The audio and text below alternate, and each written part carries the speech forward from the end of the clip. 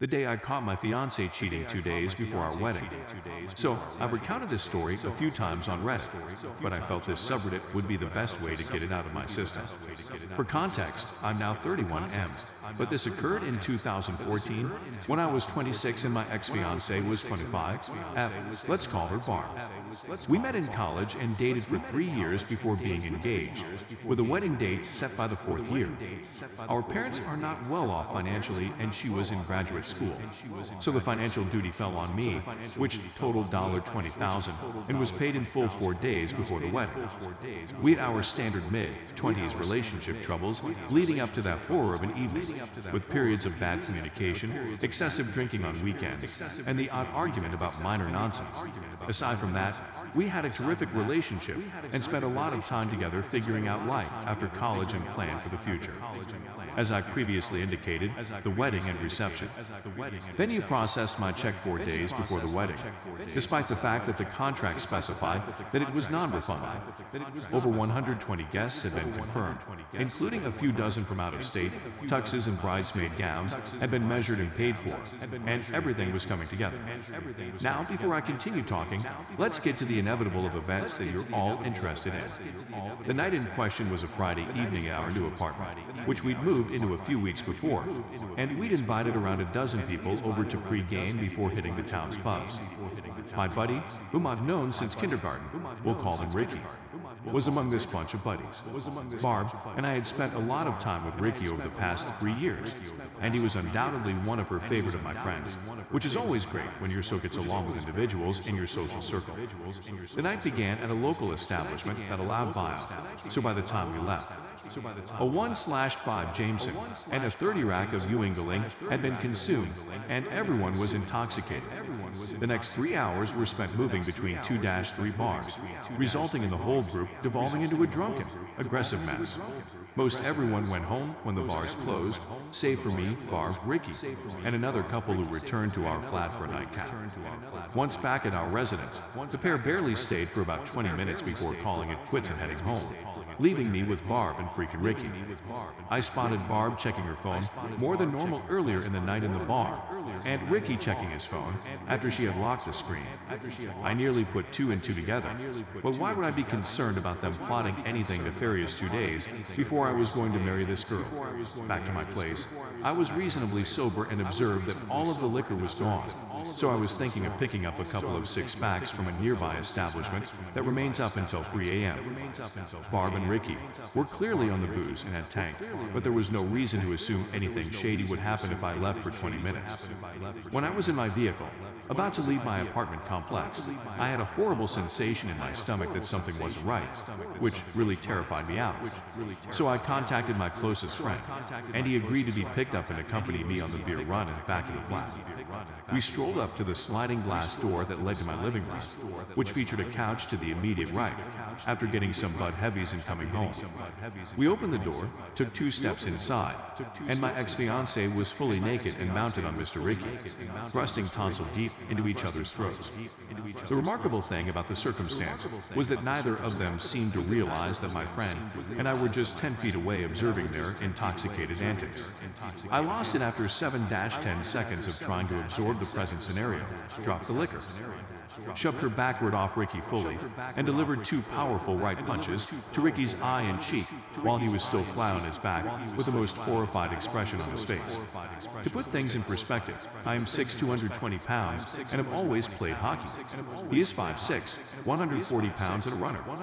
Ricky began snoring. I had never idea this was a thing. Immediately after my fist attack, and was sleeping for at least 5 minutes, while I was losing my mind over the issue. I phoned her parents around 10 times without thinking till they woke up and insisted they'd come take up their unfaithful daughter right now.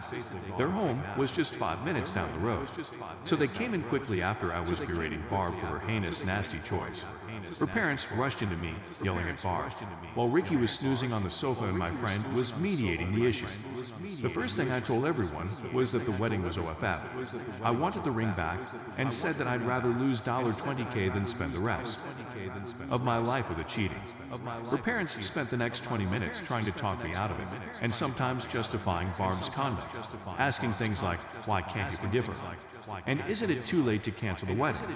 Meanwhile, Ricky awoke with the right half of his face swelled to the size of a grapefruit and his left eye closed.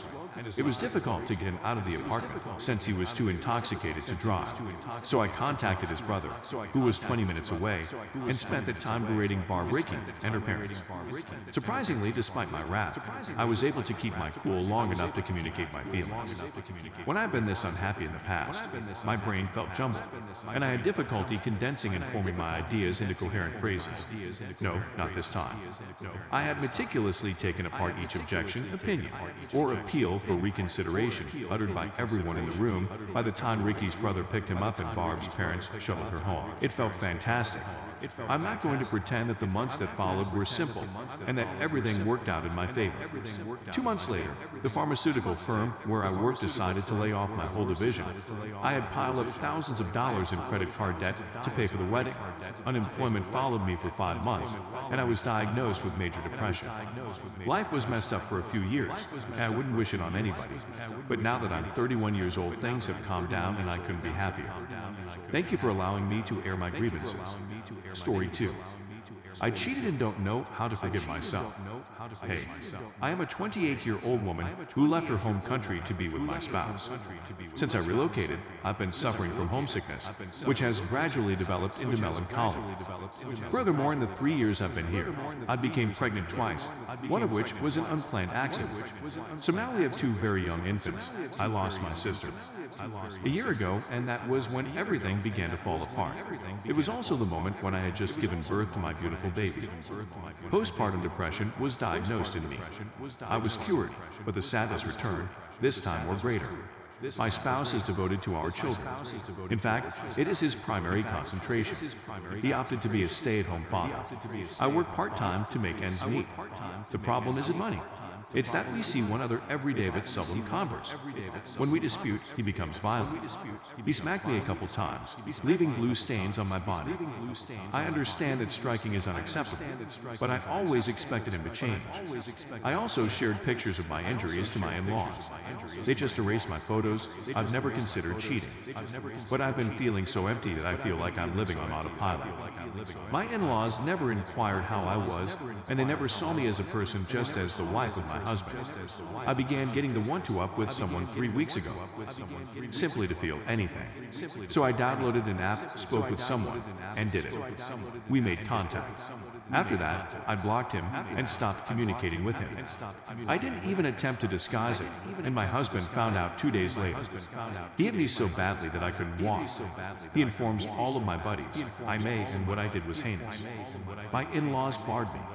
As a result, I was left alone with a battered body and face. It was really lonely. It was my fault that I did the unthinkable. I should have done more to feel alive. I, illiterate and foolish. I told him why I did what I did over the period of 3 weeks. He is aware that I suffer from depression. Therefore, he claims he forgives me and wants to continue. He even gave me flowers a few days later to try to make things better. I admire him, but my sadness is deepening. I now wake up thinking I've done such a terrible thing, and I can't help but hate myself.